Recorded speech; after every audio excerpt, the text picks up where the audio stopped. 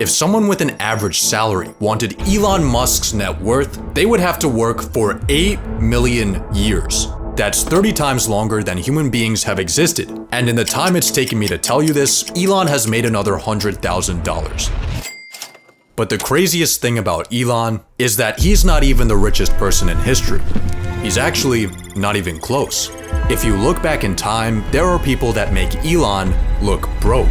So let's go find the richest human to ever exist. Starting in the late 80s with a Colombian billionaire who revolutionized the energy supplement industry.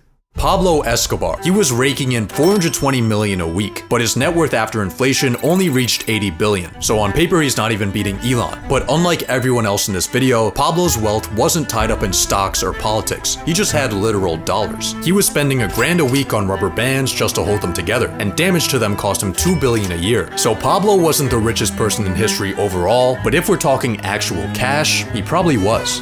But let's go back in time to see a very different kind of wealth.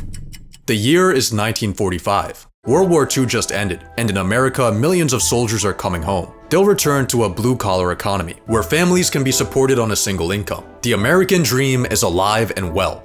How's everyone else doing?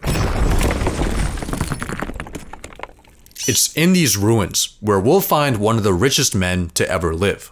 Joseph Stalin, the communist ruler of the Soviet Union, was uninterested in money. He had practically no personal possessions outside of his pipes, books, and plain military tunic. He did live much better than his citizens, having access to things like food, but he wasn't basking in luxury. His pay stubs show him making today's equivalent of $30K a month, but according to his son, he just let the checks pile up on his desk and he probably didn't even have a savings account. The reason Stalin is considered one of the richest men in history, despite technically having no money, is because he didn't need money. He already owned the entire state.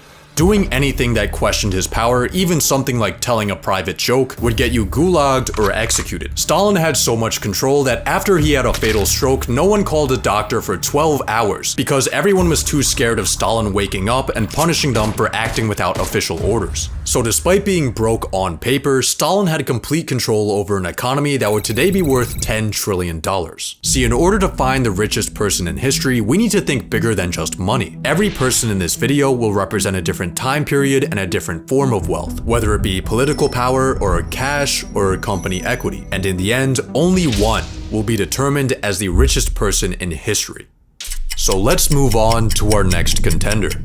In 1909, Adolf Hitler was homeless. He had moved to Vienna to pursue his dream of becoming an artist, but things weren't really working out. He got rejected from art school and found himself selling small paintings and postcards just to get by and sleeping in hostels. Then, after fighting in the First World War and beginning his political involvement, he attempted to forcefully overthrow the government, which got him locked up for 9 months. Hopefully he'll use these 9 months to Mein Kampf.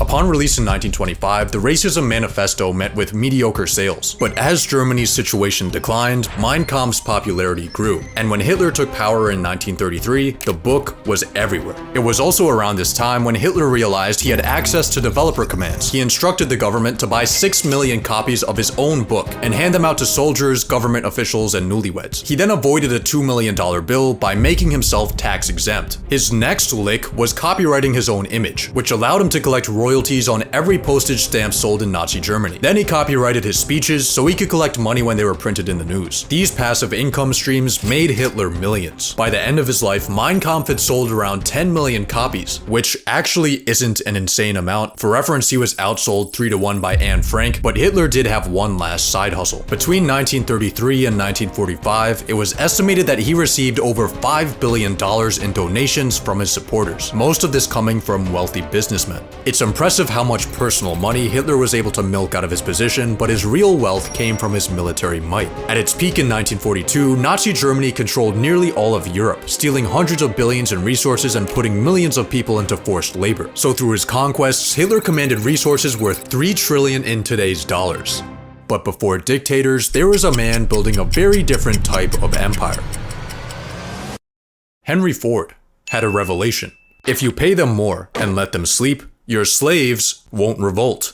In 1914, Henry made the radical decision to double wages from $2.50 to $5 a day. He then cut the work week from 6 days to 5 days. After seeing the operations of meatpacking plants, Ford organized his workers in a line, an assembly line. What resulted was production time for the Ford Model T dropping from 12 hours to 90 minutes. Prices dropped from $850 to $290. And for 50 years, the Model T was the most sold car in history. But Ford's greatest invention wasn't the assembly line or the Model T. See, after Ford made automobiles accessible to the masses, people began moving outside of cities and driving back and forth to work. And after the success of Ford's mass production methods, they were widely copied by companies and countries. The suburbs, commuting, and the modern work schedule can all be traced back to Henry Ford, which is why many credit him as the inventor of the middle class. So despite his measly $200 billion personal net worth, Ford's massive influence might make him the richest person in history. But Henry's success was only possible thanks to the men who came before him. It's the late 1800s. The telephone, telegraph, and light bulb are currently being invented. Pollution is awesome. Child labor is legal. Yes! Regulations don't exist. Long hours and unsafe working equipment give employees a healthy work-death balance. The stage is set for maximum capitalism. 3 men would define this era. The OG being Cornelius Vanderbilt, who conquered the railroad industry and died with more money than the US Treasury. The next was Andrew Carnegie, who made a fortune with steel, then devoted the rest of his life to philanthropy. And this was during a time before charity tax advantages. He actually meant that shit. But the richest of the 3 was John D. Rockefeller. In 1870, John founded Standard Oil. He quickly curb-stomped his competitors through innovation and screwing them over, and by the 1880s, he controlled 90% of America's oil refining. But his empire fell in 1911, when the US Supreme Court declared Standard Oil an illegal monopoly and ordered it to be broken up into 34 new companies. This judicial punishment destroyed Rockefeller's fortune, and he ended up dying in poverty. Just kidding. After the breakup, he had ownership in each of the new companies and their stock values soared, making him richer than ever before. The antitrust breakup resulted in Rockefeller becoming the world's first billionaire, and at his peak in 1913, he was worth 2% of the US GDP. Estimates of his personal worth in today's dollars range from 4 to 600 billion, making him potentially the richest person ever. But before the robber barons, there was a family who bankrolled entire empires. The year is 1744. The United States doesn't exist yet. The life expectancy is 30. Cities are full of shit. There's no electricity. In a small Jewish ghetto, Mayor Amschel Rothschild is born. He starts in business at a young age, working his way up from being a rare coin dealer to a successful banker. Then in the early 1800s, he launches a conquest. He sends his 5 sons to the 5 key financial centers of Europe. Every son does their part, and before the invention of the telephone, the Rothschilds have established the first international banking network. They finance wars and peacetime recovery, pay for massive projects like the Suez Canal, and give out loans that save countries' economies. But the Rothschilds have one serious problem. For centuries, Jews in Europe had been prohibited from owning land, blocked out of most industries, and at risk of property confiscation or exile. So in order to ensure their survival, the Rothschilds invested in stocks, bonds, and debts, rather than just tangible assets like gold or real estate that could have been taken or destroyed. Another method they used to ensure their wealth stayed within the family, the cousin technique.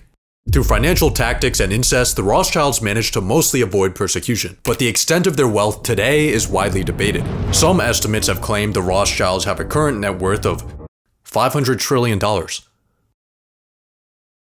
But the only Rothschild you'll find today on the Forbes rich list is Jeff Rothschild. He's worth $3.2 billion. He works at Facebook, and he is not related to the Rothschilds. The Rothschilds no longer have much centralized family wealth, but at their peak, their total worth would have been the largest single fortune in history. On an individual level, the richest ever was Nathan Rothschild. According to estimates, his peak net worth today would be around $20 billion, but his power and connections would likely have been worth a lot more. To find our next contender for the richest person in history, let's go back to Europe in the 1500s. Christopher Columbus just got back from America. The church owns everything, and Jacob Fugger is born into a wealthy German family. After inheriting the family business, Jacob starts expanding it from merchant trading to banking, and soon he's handing out massive loans to finance everything from art projects to wars and elections. In 1519, he spent the modern equivalent of hundreds of millions of dollars to get Emperor Charles V elected. But when Charles was slow to pay back his debts, Jacob sent him an angry letter reminding him of his place. It is well known and clear as day that your imperial majesty could not have claimed the Roman crown without my help. history repeats itself. Church officials ended up getting in so much debt to Fugger that they started selling heaven passes, called indulgences. This led to a protest, which led to a religious revolution. Fugger had more influence than kings, but he was also a nice guy. He made the first ever social housing complex, and to this day, 150 people still live in these apartments at the cost of $1 a year, as well as 3 required daily prayers for the Fugger family. At his peak, Jacob owned 2% of Europe's GDP, which would be around 400 billion today. But the richest person in history may have been further back in time. In 1324, a man went on a pilgrimage across Africa. His name was Mansa Musa, and he was the king of the Mali Empire. Mali had a lot of salt and a lot of gold.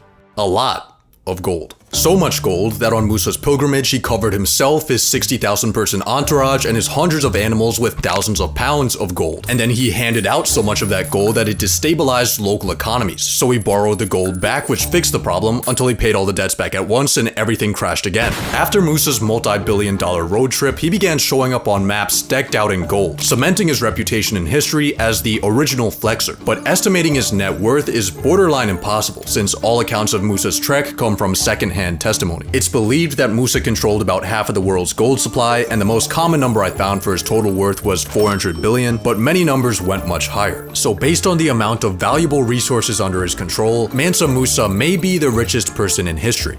But go back 100 years and there was a man with a very different kind of wealth. In the early 1200s, Genghis Khan controlled more land than any man in history. His Mongol Empire covered almost 20% of Earth's land area, making his estimated net worth today 130 trillion. But this is slightly misleading. Genghis never really had much wealth of his own, and this was actually vital to his influence. Rather than taking for himself, war loot was redistributed to soldiers and commanders to promote loyalty. Genghis wore the same clothes and ate the same food as his crew. He slept in tents and asked to be buried with no markings or signs. Genghis Khan didn't really have desire for personal wealth or possessions, but based on his control of land, he may have been the richest guy to ever live. But let's go even further back in time, to the year 1 AD. The people alive right now have no idea that they're living through a turning point in history. They actually don't even know what year it is. Romans think that it's year 754. Jews think it's 3761. The Chinese think it's year 9. And for the Greeks, it's 194. Every country is kind of doing their own thing. America's building early cities thanks to the Mayans. India's trading through the ocean and Silk Road. China just invented paper. And in Rome, Augustus Caesar is balling. A few years prior, he defeated Mark Antony and Cleopatra in battle and snatched up Egypt as his personal property. He now controls around 20% of Rome's economic output, and that includes the tax flows, the treasury, the gold and silver mines, and revenue from conquered lands. He also has a money method where he kills rich people from his own empire just to take their stuff. After Caesar passes in the year 14, he officially gets declared a god with an estimated modern-day net worth of $5 trillion. But let's go back another 900 years. Civilization is in its early stages. Most people live short, difficult lives. Money in the form of coins doesn't yet exist. King Solomon rules over the kingdom of Israel, collecting gold by the ton. His yearly tax revenue is 666 talents of gold. He basks in his riches with his 700 wives, and in today's money, he's worth over $2 trillion. But this is all according to accounts in the Bible, written hundreds of years after he would have lived. When we're this far back in time, details get murky. Written accounts are sparse and incredibly biased. The richest man from ancient times will never really know. So, who is the richest person in history? Looking at this graph, it seems like there's a lot of people who make Elon look broke. But these numbers don't tell the whole story. Hear me out. In 1913, John D. Rockefeller was worth 2% of US GDP. Today, Elon Musk is worth 1.4% of US GDP. So Rockefeller had a larger share of the economy, making his inflation-adjusted net worth higher than Elon's. But here's the catch. The US economy today is 22 times larger than it was in 1913. Rockefeller had a bigger slice of a much smaller pie.